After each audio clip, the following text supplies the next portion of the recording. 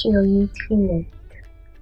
Comme vous l'avez deviné, on va parler de nutrition et surtout, on s'intéressera aux vertus que renferment les aliments que nous consommons au quotidien.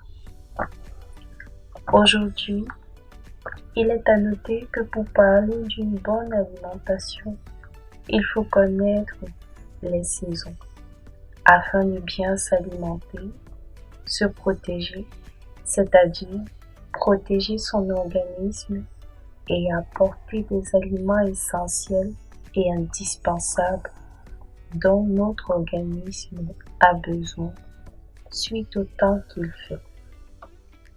En saison sèche, comme c'est le cas maintenant dans certains pays, il est conseillé de consommer léger, c'est-à-dire sélectionner le plus souvent des menus légers.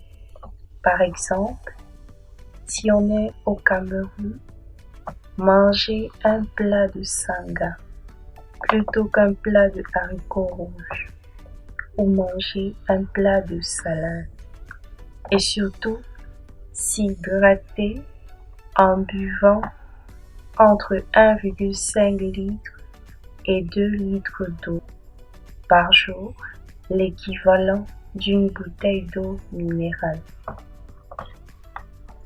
Manger équilibré et de préférence des légumes, des fruits frais comme la pastèque, l'orange et la fraise.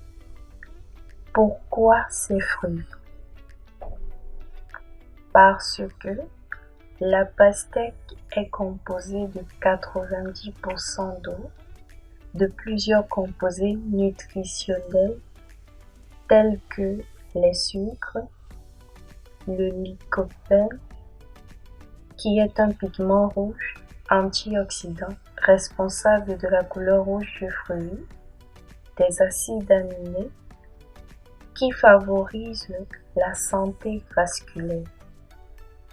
La fraise, quant à elle, est composée de 90% d'eau, de 6,0 g de glucides, de 0,2 g de lipides, de 0,6 g de protéines, de 5,6 g de sucre, de 3,8 g de fibres, des minéraux, des oligo-éléments et d'une grande quantité de vitamine C qui lui donne un effet anti-fatigue car la vitamine C est essentielle pour la synthèse du collagène.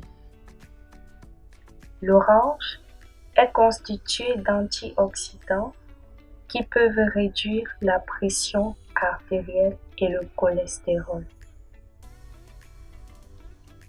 De la vitamine C en grande quantité qui joue un rôle important dans le métabolisme, c'est-à-dire l'ensemble des réactions chimiques qui se déroulent à l'intérieur de chaque cellule chez l'humain. L'orange renferme 85% d'eau. Nous remarquons que ces trois fruits, tirés de la longue liste des fruits recommandés pour la saison sèche, sont tous riches en eau, ce qui permet de générer un processus de lutte préventive contre la déshydratation.